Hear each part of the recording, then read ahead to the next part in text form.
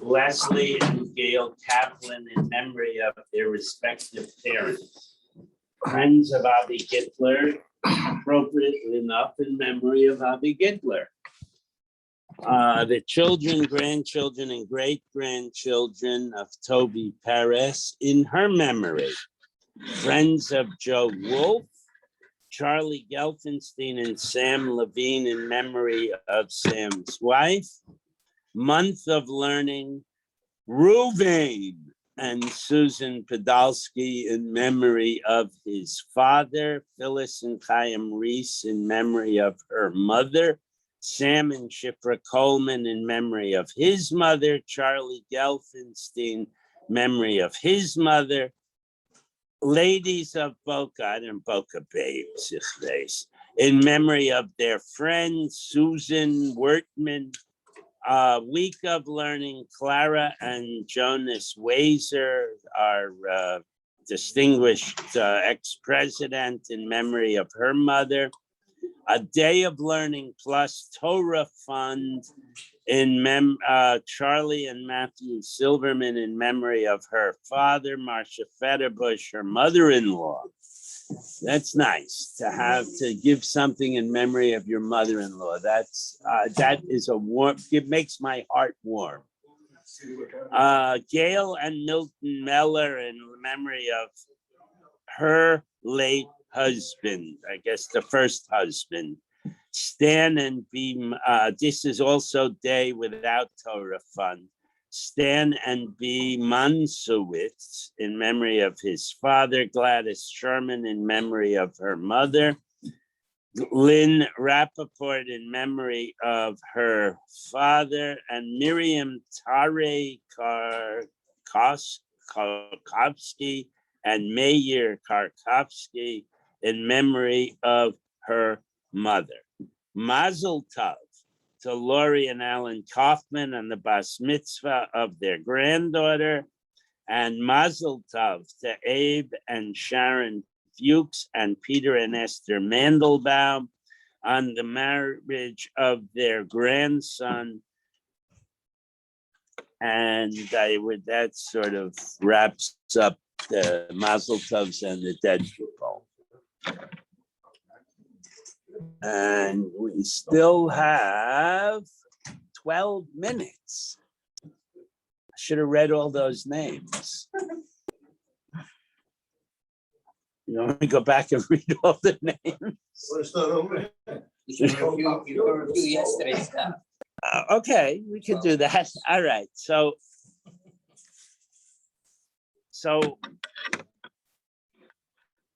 we've been discussing when you take tithes. And basically, the rule is for grain, it's when you sort of heap it up and bring it in. For olives and wine, it's when you press the grapes and when you press the olives, because the wine or the oil, respectively, are considered the product. But the Gemara said that as early as when it's 1/3 grown, if you harvest it early. And then we continued and we discussed what Meiser Rishon is only is every year. Meiser Sheni is 1, 2, 4, and 5. Meiser Oni is 3 and 6. And we derived it from a pasuk. Then we have from Psukim, actually. Then we had certain produce where both the leaves and the root are eaten. It's a whole plant is eaten. So if you decide, like, to cut beet greens before there's even the bulb, you would have to tithe the beet greens when you harvested them. Then we discussed the normative practice with certain vegetables. Some vegetables are sold in bulk And so you would tithe them when you put them into the container. And, if you're selling a quart of peas, Reuben said, so when the peas are put in the quart containers to go to market, that's when you would take Meiser. But other vegetables, scallions, leeks, carrots, broccoli, Basman has where they put the purple rubber band around it. So those things you would tithe when you bundle them. Okay. So now we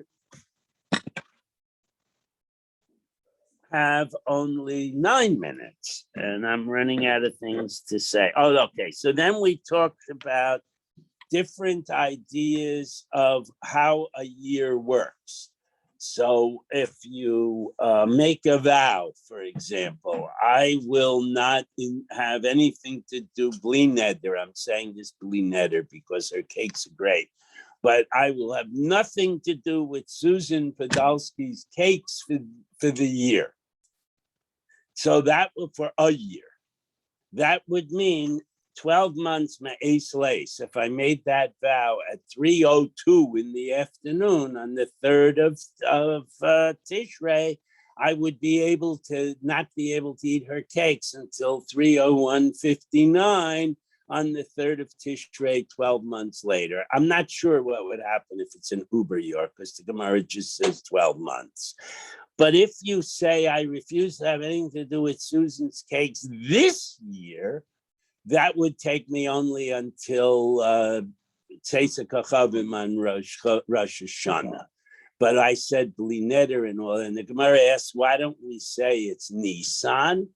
So we answered that when we're talking about vows and oaths, it's the way people talk. Nobody ever sent me, even though Rosh Chodesh Nisan is a Rosh Hashanah, nobody ever sent me a Rosh Hashanah card, late in Adar, Happy New Year for Nisan. But I get a whole boatload of them in Elul, and with today's post office, some of them even in Cheshbon, for Rosh Hashanah Tishrei.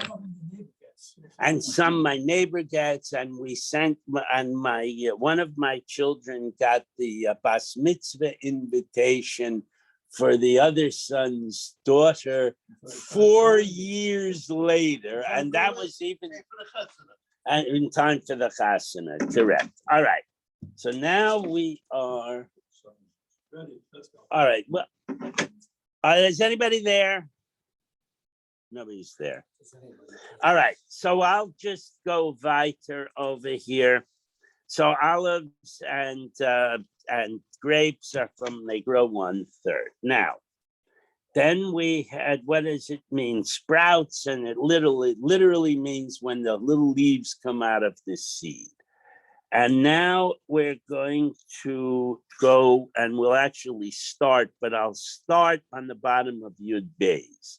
And we'll wrap up our pasuk again. Okay, Omer Rav Asi, Omer Rav Yochanan, Omatu Be Mishmei de Rav Yosi Lili. So somebody said, maybe it was Rav Yochanan, maybe it was Rav Yosi, somebody said, Omer Kra, and this pasuk we had a few times already.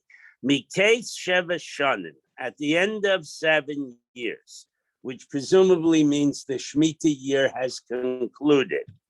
B'moed Shnas HaShemitah, on the holiday of the Shemitah year, B'chag HaSukkos.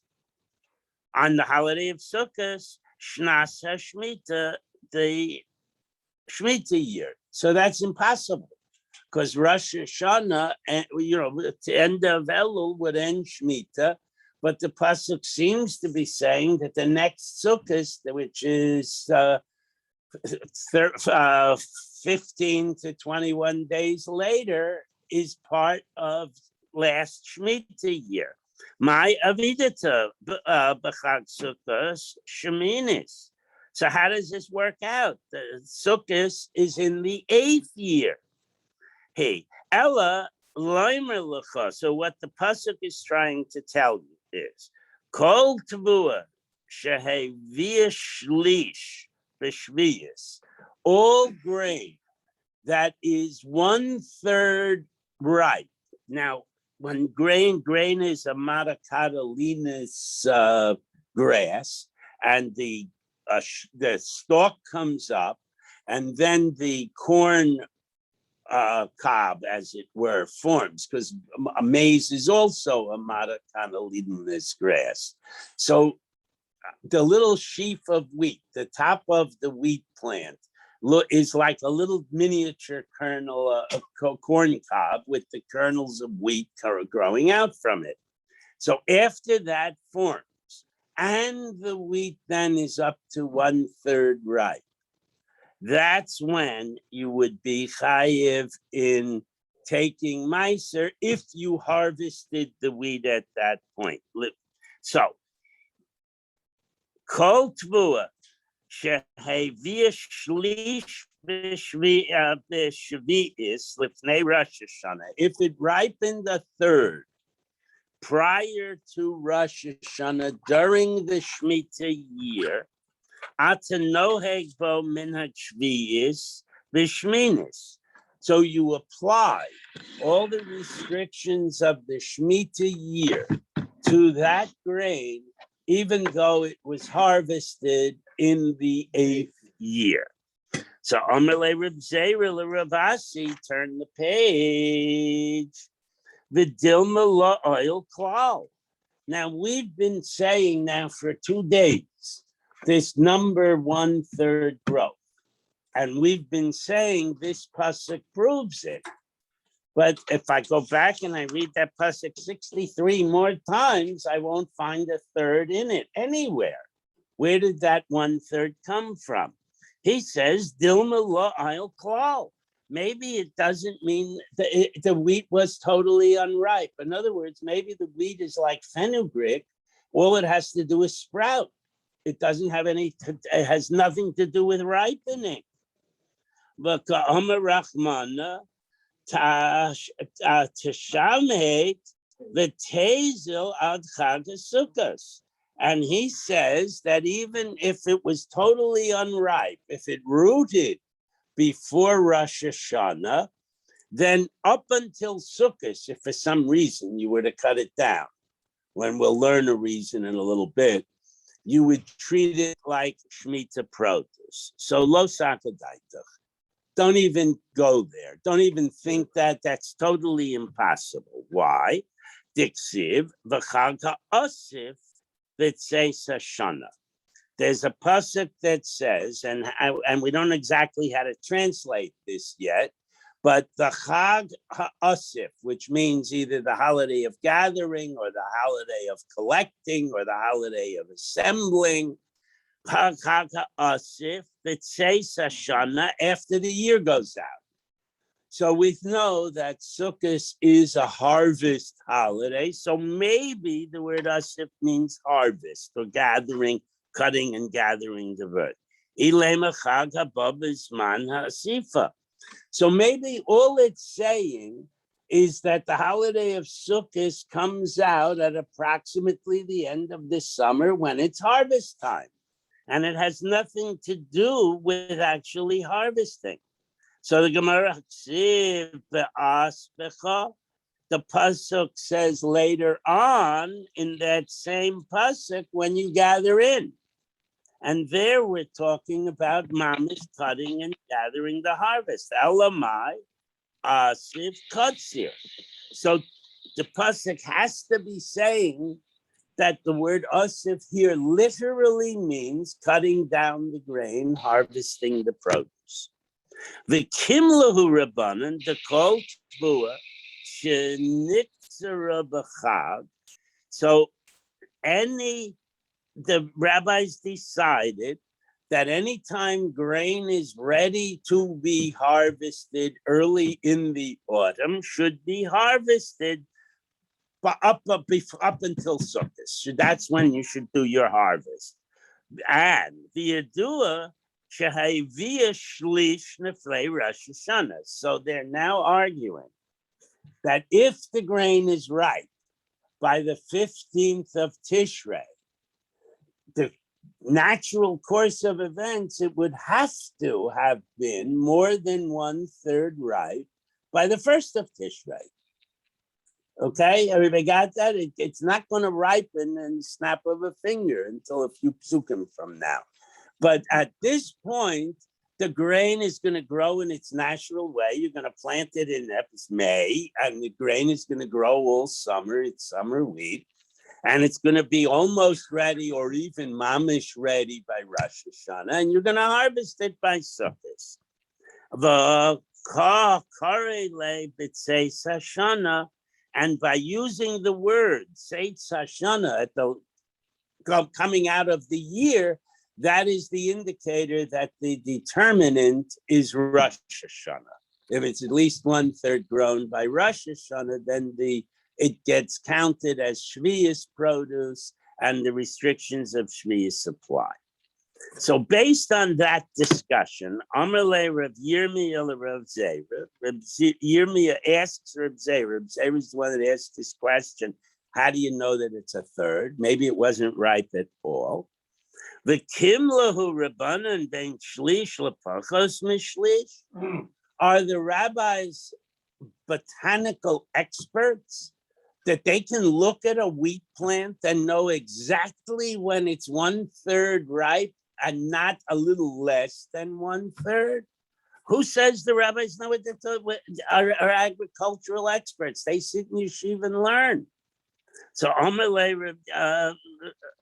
the Kimlahu Rabbanan Ben Shlish, you know that it's less up 1/3 and not less than 1/3. Amalei, so Reb Zera answers him, Lava minalach, lo tibet nafshecha ledvar mehalachta. You can't do that. If you argue about how the rabbis make shiurim, then you are excluding yourself from the halachic norm, because we have zillions of shiurim that require precise understanding. And the rabbis use shiurim all through Shas.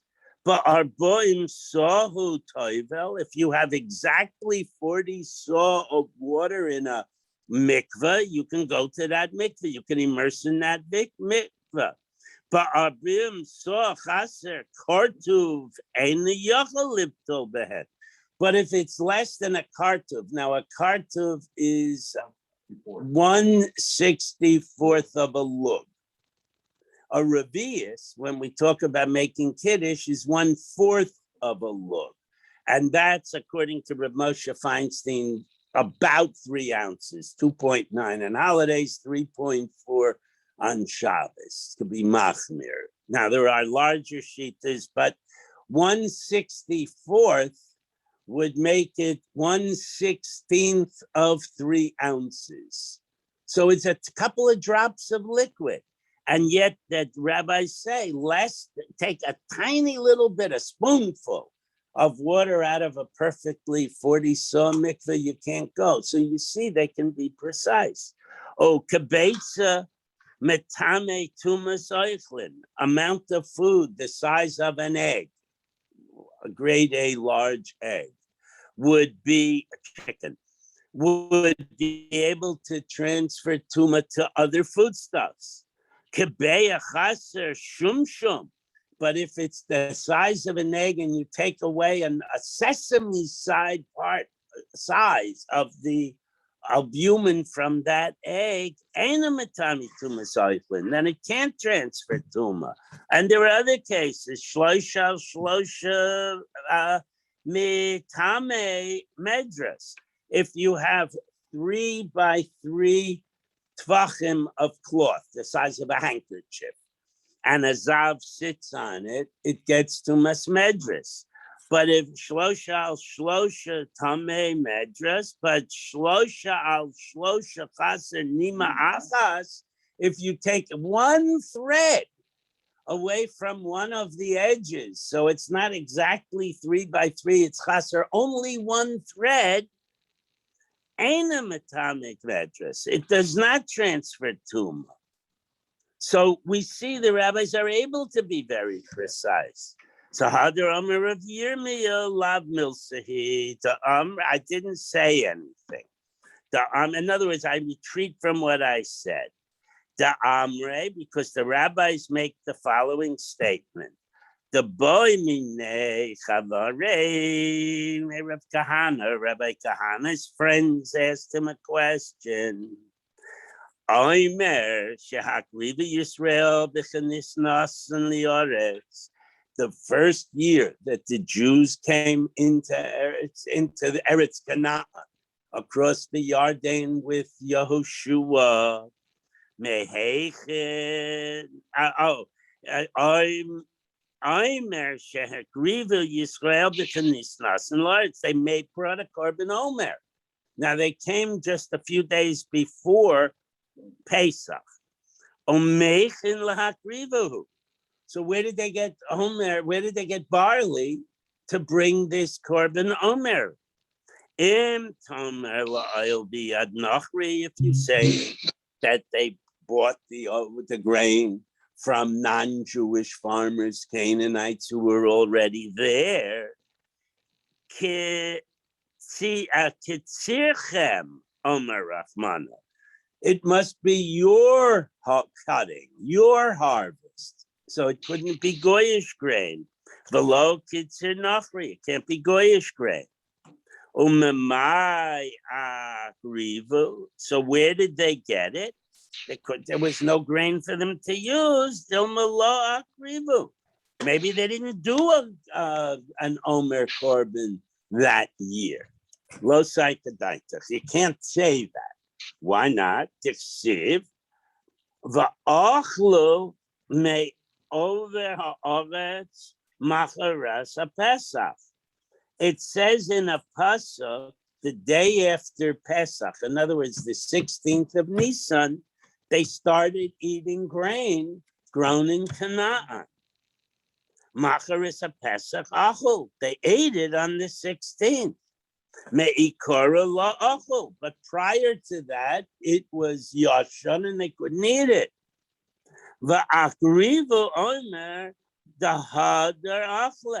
So they had to, it has to be that they brought a korban omer, which is the matir for eating grain. If the pasuk says they didn't eat grain till the 16th of Nisan, prior to that, they weren't allowed to eat grain. So it has to be that they brought a korban omer prior to eating the grain. Mehechen akrivu. So we ask again, where did they get this grain? So Omer Lahen, so Rabbi Kahana replied, Kol shelo hevi shlish biyad nachri. If it was slightly less than 1/3 ripe when the Goyim had it, and then the Jews rented that plot of land or something, and they cut, and it grew past the 1/3 line. It could just be a day or so to get that exact precise line. Then it's Jewish grain. They rented the land or they confiscated the land, however they obtained the land, and they could take it. And that's not called growing in the hands of a goy. So that's how they did it. V'dilma ayu lo kum lahu. So therefore, maybe the grain was 1/3. So now we're coming back to how do the rabbis know this precisely? Maybe it really was 1/3 and the rabbis guessed wrong. They made a mistake. Ela kim lahu. So we have to say that Yehoshua, who was the Avdezdin in that time, had to be able to accurately determine that the grain is a few hours or more short of being 1/3. We'll take this land, we'll harvest this grain the next day when it's over the 1/3 line and is there technically edible and therefore can be used b'di'eved for the omer. So ela kum lahu, they had to be accurate. So hachinami kim lahu. So here too, now it flash forwards a few hundred years, the rabbis now can still determine the 1/3 development line. And if it's 1/3 developed by Rosh Hashanah, it has Kedusha Shvius. The Dilma La Oil Klal. So what maybe new kind of a concept here, maybe they took unripe barley. So I mean, you got this technical loophole. Unripe barley, even if it's owned by Goyim, is not considered Goyish grain. So maybe they used unripe grain. Avo, Heicha da Isle, Revia, Ben Shli. Okay, maybe it was only a third ripe. Ben Shlish Lapachas Mishlish Lokumlo. Back to the question. Maybe they were not able to determine precisely. And maybe they took 1/4 ripe grain. Lo psychedalta. Don't even think that. Why? Dixi, Vaha'am Alo Min Hayarden the Aser L'Chaydish. The Pasuk tells us that they crossed the Jordan on the 10th of Nisan. The East, if you say the grain was unripe, had not ripened at all, the Chamisha Yuma Mi Komailia. How is it gonna? How could it possibly be that it's just little sprouted wheat? It's totally unripe. It doesn't even have the sheath yet, and in 5 days it becomes ripe and becomes usable, and there are seeds in there, even if they're undeveloped. But there have to be the seeds to have the barley. Elamai. So, what would be the answer to that? The Ayil Revia or Danka. So it had to have at least the sheaf heads. It had to be either a 4th, a 6th, some number of maybe not yet ripe, but there have to be sheaves there. So akati chishmishka yumi mika mailia. So nevertheless, you're going to tell me that goes from unripe little sheaves, premature little sheaves, and it became ripe in 5 days. Elamai islahalamemar. So if that is the case, if this was super grain that ripened almost overnight, we have to find a pasuk to justify that. So there is a pasuk, Eretz Tzvi. The land was like a deer.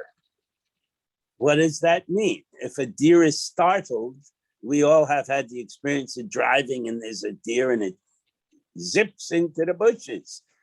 The grain, Ksivba, talks about the land, Eretz Tzvi. Hachanami Eretz Tzvi Ksivba. So we say about this grain that they obtained from the Goyim, that it was literally surely not a third ripe, but it managed to ripen enough to be brought as a korban omer in the miraculous time frame of just 5 days. Okay, so now we're going to go back. When we started this whole discussion, the whole point of this discussion was the word asif had to mean, we said, harvesting. That was the only logical interpretation of that word. So Masif Rav Chanina. Rav Chanina challenges that. Omi matzis amar tahai asif katzirhu. Who says that the word asif here means harvesting grain? Maybe it means, as we'll explain in a minute, cutting down bushes to use for schach, for a sukkah. Maybe it doesn't, maybe that when it says gathering, it means gathering the schmutz from the plants, the non-sheaf part of the wheat plant or the barley plant to use as schach on the sukkah.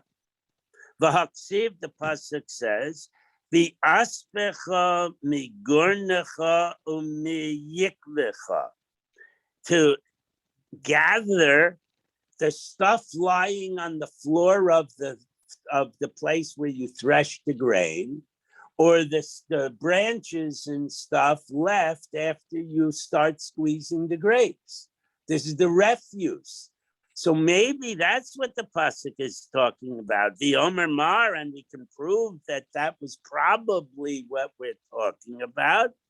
The psoilas garin yekev hakasav medaber. That what it's talking about is the schmutz, the pieces of vegetative material on the floor of the threshing place and the wine squeezing place. And all we're talking about is that it's not makabel tuma, it's megedule karka. So and we're talking about sukkahs. So the pasuk means gathering material to use for schach to the sukkah. Maybe that's what it means. So Omer Reb Zera ha milsa dahavi biyadan. He says, you know what? This is terrible. We thought we had an answer.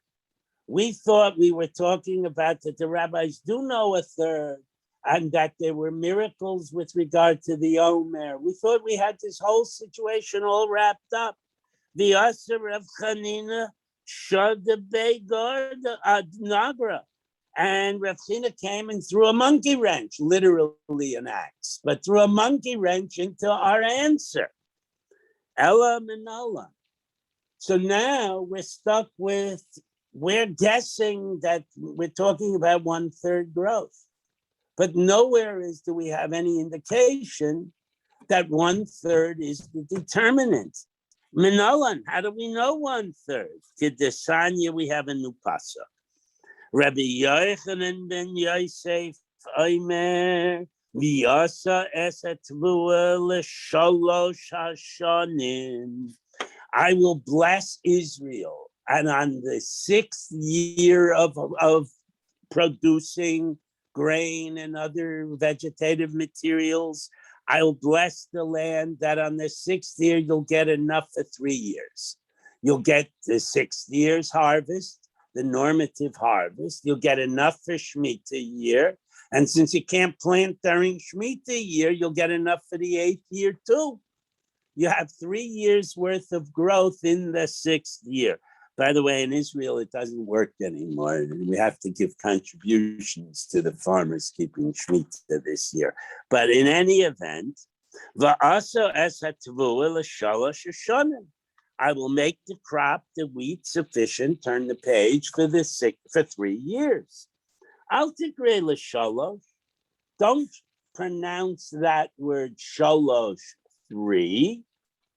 Ella l'shlish. Change the nakudos and pronounce that word 1/3.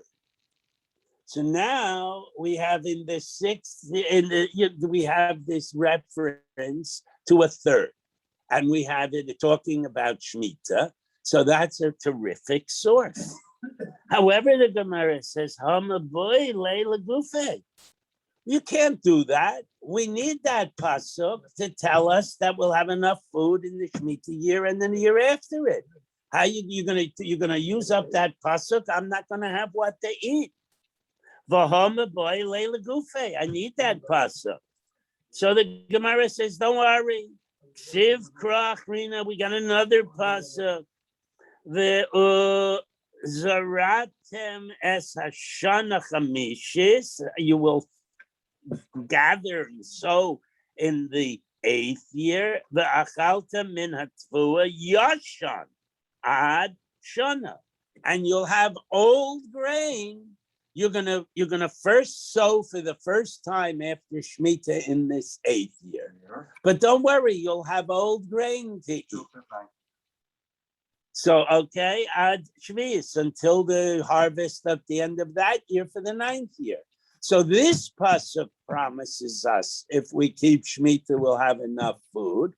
And the other pasuk then becomes superfluous, so we can do the drasha and get our 3rd. Okay. Now, we have normative patterns, which we have been talking about, of when you take Trumas and Maasros. But we're going to now list some plants that don't fit normative patterns. Now, do not ask me about the first 2 because I can't answer. However, I would guess, and this is only my guess, that their dietary patterns, they used rice and millet more as a seasoning, say, than as a staple. So the Gemara is going to tell us ha'ores, which is rice, v'hadaichan, which is translated millet. There are some arguments about those 2 words. Vaha paragin, whatever, which is poppy seeds. Vaha shumshamin, which are sesame seeds. Shacharishu lifnei Rosh Hashanah. If they simply took root, the seed set out that little root thing that comes out from a seed into the ground. That's all that had to happen before Rosh Hashanah. Maisrin Sha'avar, they would be considered last year's Meiser. So if you're growing sesame seeds all year and you plant a few in Elul and they just barely take root, even if you harvest them sometime next year, they would be included in last year's volume for taking Meiser. Umutar and the Shvius.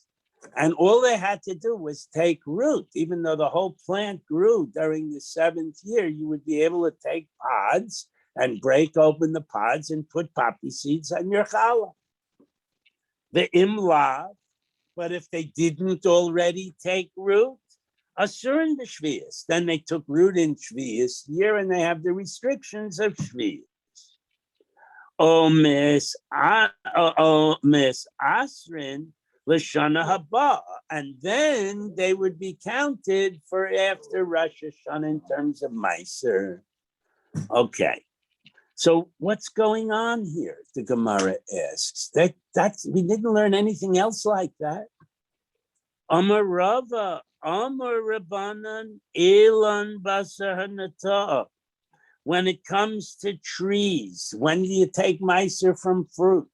When the flower falls off and the little bitty fruit starts developing, that's the year it's counted in its Meisering. Tavua, v'zeisim, basar shlish. Grain and grapes are if they're grown 1/3. Yerek, basar lakita. Vegetables based on when they're picked. If you bundle them when they're bundled, if they're busheled when you put them in the bushel basket. Hani kaman shavna hurabanan. So where does these 4 outlying vegetable products, you make up a whole brand new rule for them? We have categories and we should be able to fit them in the categories. So Hadar Omar Rava asked the question and then he answered it himself. Mitoch sha'asuyin porchin. Since you do not use a lot of poppy seeds at a time. I mean, if you're making hamantashin, but they didn't make hamantashin. So they would take the pod from the bush and rub it with their fingers to break open the pod, and they would get a handful of poppy seeds they could sprinkle on the challah. Similarly with sesame seeds, similarly, obviously, with rice and millet, which I don't really understand, but that's what the Gemara says. Azle Rabbanan Basar HaSharasha. So there would really be no Meiser opportunity, because you only take a few pieces at a time and you do this, like if you had a parsley plant or a basil plant on your windowsill and you take 2 basil leaves and you put it in your spaghetti sauce, you would never accumulate a bunch to do Meisers. So they made a rule from the time it takes root, they tried to cover all the territory. So Abaye says, the kitzur garnu l'soichai. What we could do with things that straddle Rosh Hashanah. So maybe some of it is in last year and some of it is in this year. So what we could do is we could make a pile on the floor, mix it thoroughly. Right? So now it's totally blended. So if it was 9 ounces of last year's and 1 ounce of this year's, you mix them thoroughly. You take 1 ounce out as Meiser, and you use Breira to say that 9/10 of this 1 ounce is last year's, and 1/10 of this 1 ounce is this year's. And that's how you would deal with it. Okay, so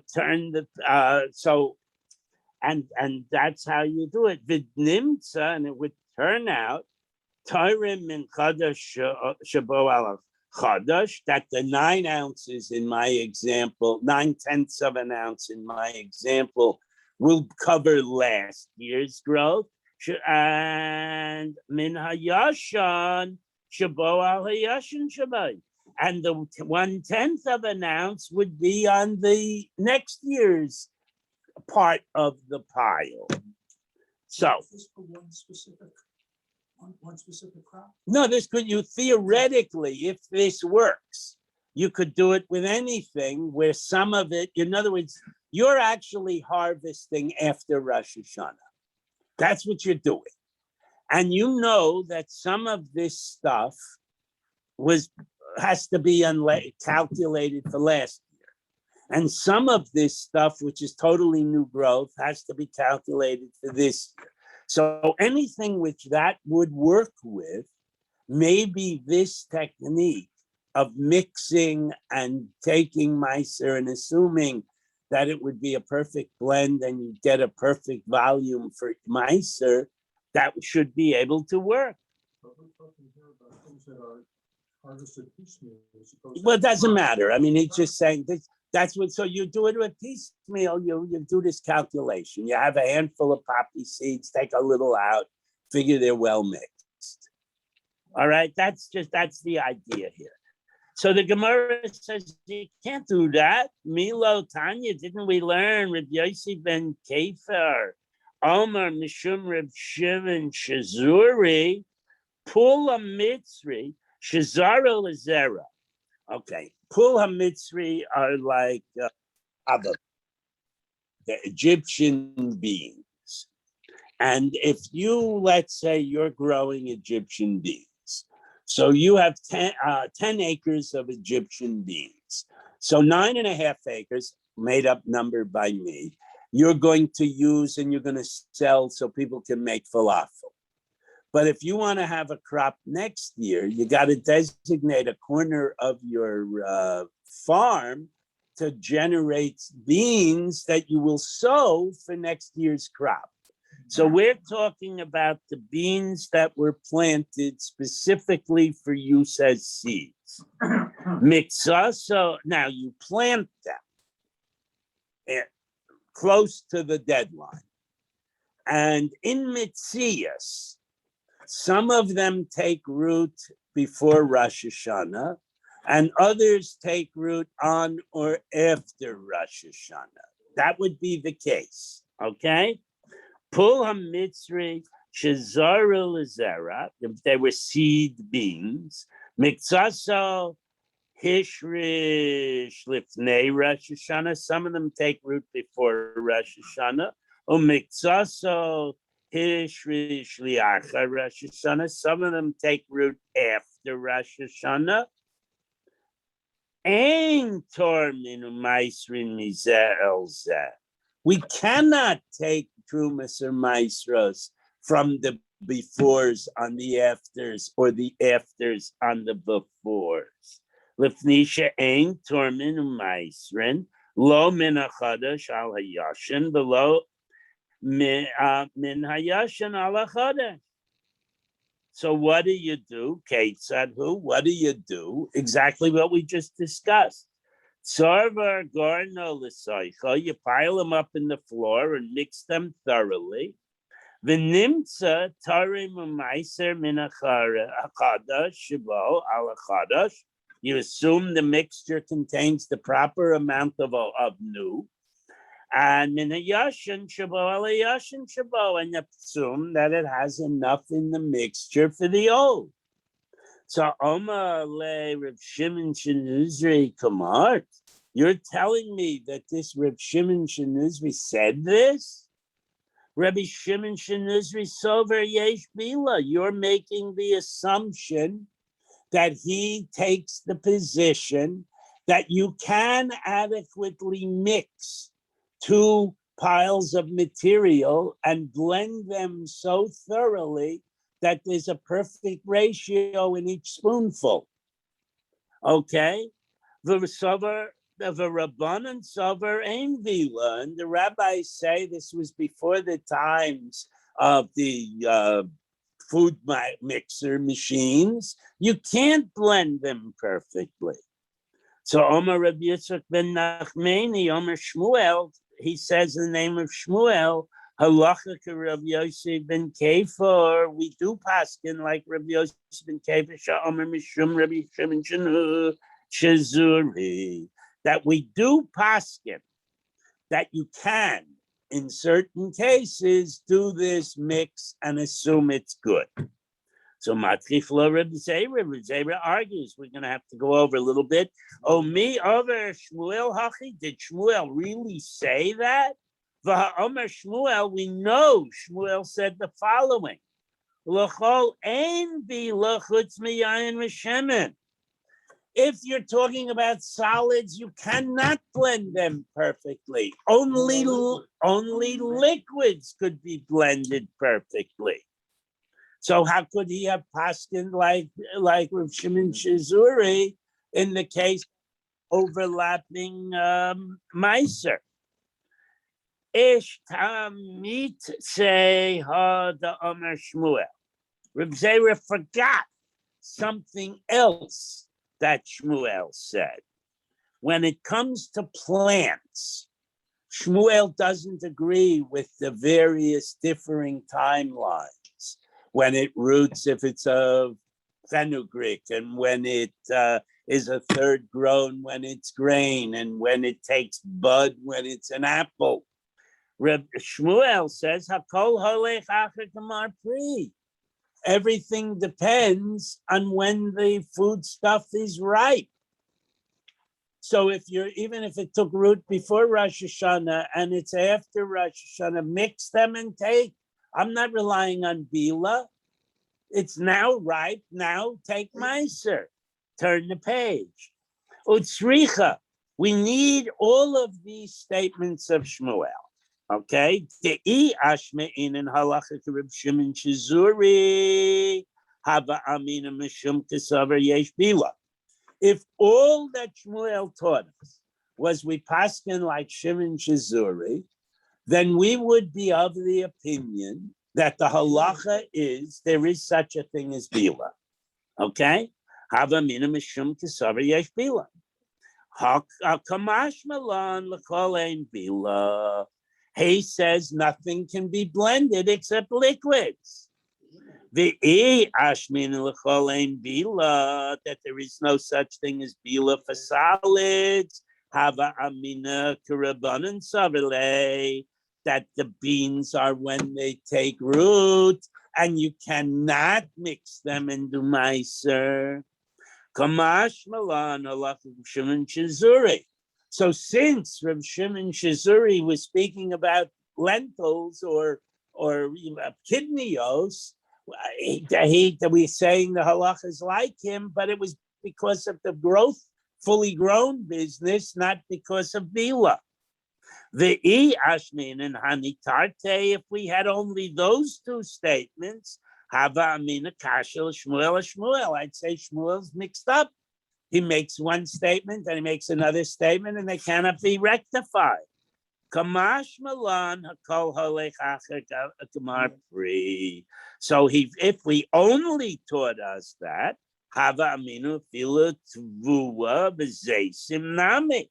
I would think that applies to wheat, barley, grapes, other foods where we know the rule is not that. The rule is a third. Kamash malan halacha Rav Shimon Shizuri b'mai kamiflig. So therefore, he gives you this three statements, and we can accurately determine that Rav Shimon Shizuri's din on the beans is an exception to the normal rule that mixtures are never perfect, except my wife's pancakes. What? Except the liquids and my wife's pancakes.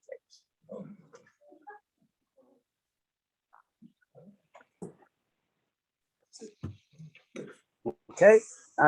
Shabbos, everybody. Thank Have a you. good Bye, Sha- Shabbos. Have a good Good Shabbos. Shabbos. Thank you. You're welcome. Thank you so much. Take care.